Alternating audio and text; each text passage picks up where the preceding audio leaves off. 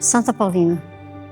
A história da primeira santa do Brasil tem início em 1865, quando ela nasce no norte da Itália. Em 1875, a família se muda para o Brasil, aqui, nesse lugar. Mas Amabile, como era seu nome, de 12 a 15 anos, ela tinha um sonho de consagrar-se a Deus, colocar sua vida a serviço, amar e servir a Deus. Então, é no moinho, que eles chamam aqui de Tafona, que tudo tem começo. Depois da história do moinho, Amabile tem um sonho e ela começa a servir a comunidade. A comunidade delega serviço para ela e sua colega Virgínia. Ela começa a cuidar das crianças, da catequese, começa a zelar pela igreja e visitar os enfermos. E numa dessas visitas, ela toma sob seus cuidados Ângela Viviane, uma senhora que estava muito enferma, uma doença terminal. Então, junto com o apoio do seu pai, do seu irmão mais velho e com a Virgínia, ela traz Ângela Viviane para um casebre. E nesse casebre, tudo se inicia. Após o fenômeno da beatificação em 91 e da canonização em maio de 2002, a capela de Nossa Senhora de Lourdes não conseguiu mais atender a demanda de tantos peregrinos que acorriam aqui para fazer as suas preces e as suas orações. À medida que o tempo ia passando, as pessoas começavam a ter acesso às informações. E a congregação iniciou um trabalho ainda bastante acanhado de santinhos, lembranças, históricos de Santa Paulina e começou a fazer divulgação. Então as pessoas começaram a se despertar e querer vir conhecer o local. E vinha bastante gente visitar Vígulo, rezar, pedir graças. Então, nós estávamos sempre à disposição para qualquer assunto, para qualquer trabalho que fosse necessário de atender os peregrinos. Esse número de pessoas começou a aumentar gradativamente, né? Então, como nós sabemos, na época era a Capela Nossa Senhora de Lourdes, que Santa Paulina ajudou a construir. O povo vinha fazer peregrinação, rezar, e aquela capelinha era muito michuruca.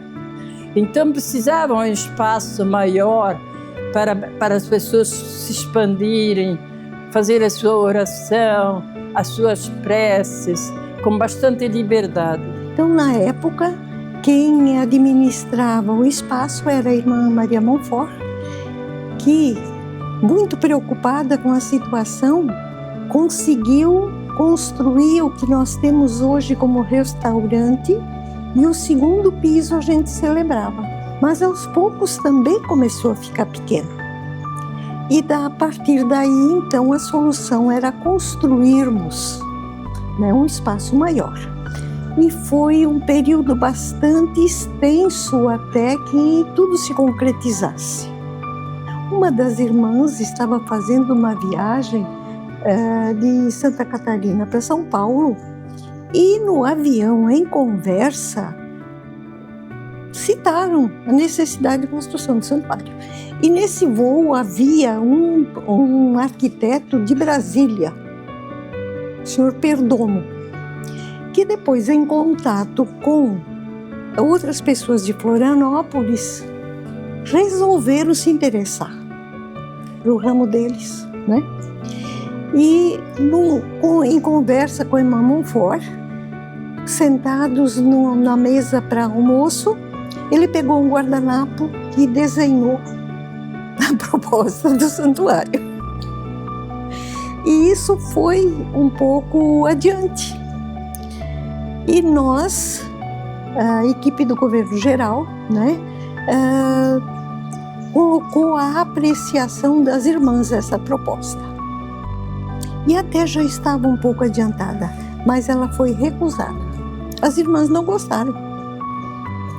E como a gente tem um trabalho de administração bastante participativo na congregação, todas as irmãs foram ouvidas. E a proposta da construção do santuário foi rejeitada. Não a construção, a proposta arquitetônica. E foi abandonada.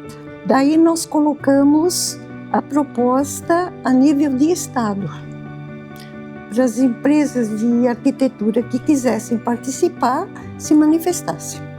E colocamos já algumas normas pelas quais a gente não ia abrir mão.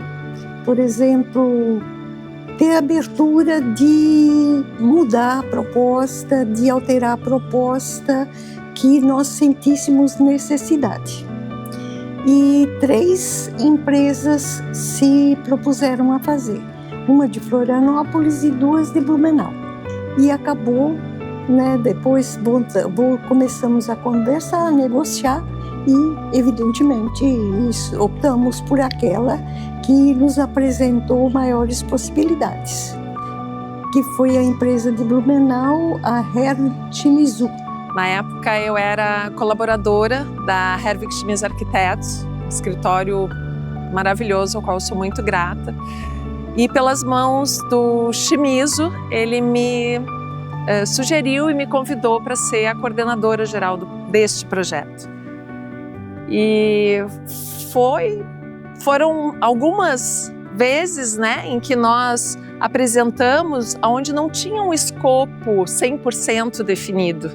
Ele foi construído junto com as irmãzinhas, na época muito especialmente a irmã Ilse, que nos recebia toda vez que a gente vinha tentar entender, mas nós nunca tínhamos feito uma igreja, um santuário, muito menos, Depois que eles assumiram, eles começaram a estudar a congregação, a estudar a vida de Santa Paulina, para depois apresentar a proposta. E assim, depois deles estudarem bastante a vida de Santa Paulina e a história da congregação, apresentaram a proposta que foi submetida novamente a todas as irmãs e chegamos a um consenso. Havendo necessidade pelo acesso crescente do povo, nós precisávamos, pensando no futuro, ter algum espaço que fosse digno para a recepção das pessoas. E já antevendo a possibilidade da beatificação e santificação de Santa Paulina.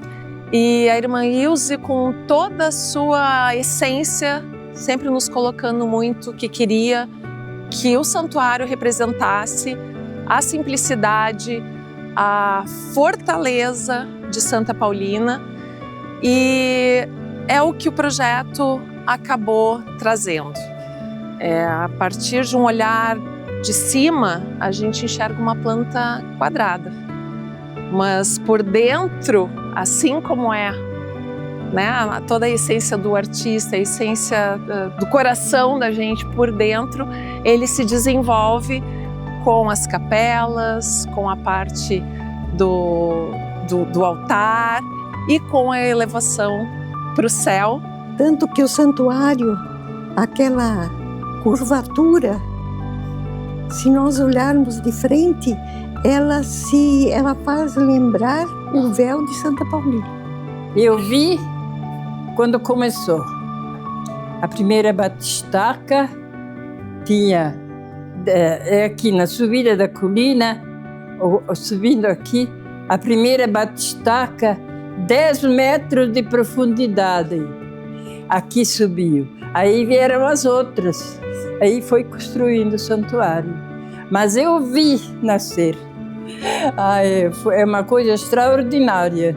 Porque a gente só tinha aquela capelinha, Depois ver o santuário lá em cima, naquele lado, com aquela subida aqui de escadaria e os lados, a descida para os carros do lado, sei lá, foi tudo muito maravilhoso.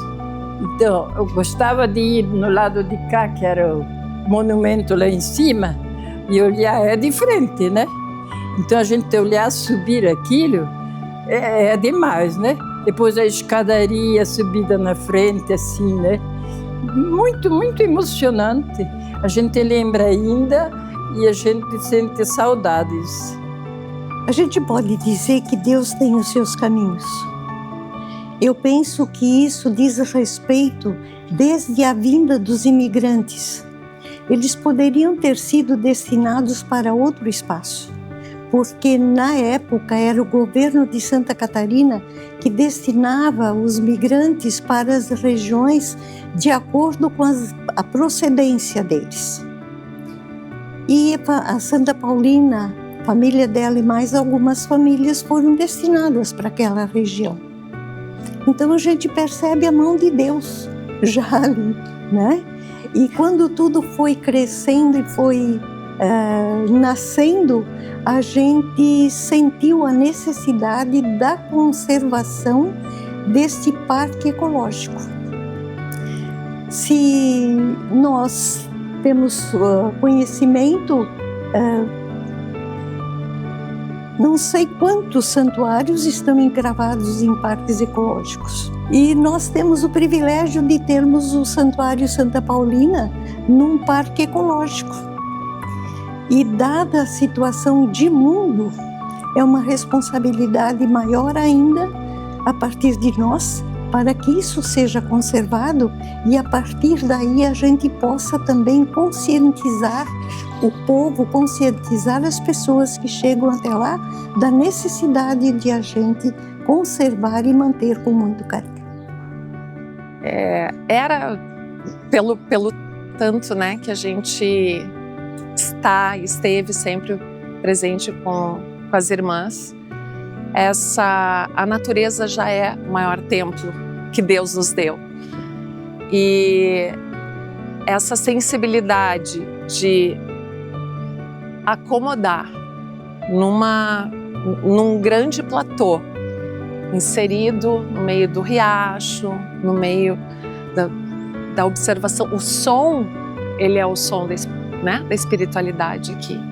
Então essa sensação, embora a gente tenha essa grandiosidade de obra, ela se torna acolhedora, porque a gente sempre tentou integrar através dos vidros, através da transparência, o estar dentro e estar fora, da mesma maneira, com o som dos passarinhos, com o som da água, que nos faz nos conectar o tempo todo com a nossa querida Santa Paulina. Construir o santuário não foi uma vaidade, ufanismo, mas foi uma demanda dos peregrinos. Hoje, ele atende cerca de 30 a 70 mil pessoas na alta temporada e é um espaço de encontro com o sagrado. E então a congregação decidiu, junto com os peregrinos, construir esse templo. Então nós temos aí cerca de 30 hectares, além do templo, de um grande parque, onde as pessoas podem visitar, encontrar, contemplar e fazer também a sua experiência de fé. Hoje nós queremos celebrar os 20 anos com você, convidar você para fazer parte, para vir conhecer, para mais uma vez vir também visitar, celebrar conosco.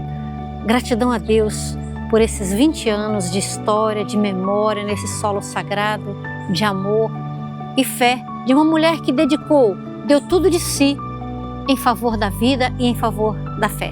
Convido você para junto preparar, organizar a sua peregrinação e vir para o Santuário Santa Paulina, fazer junto conosco, promover às pessoas uma experiência de vida, de fé.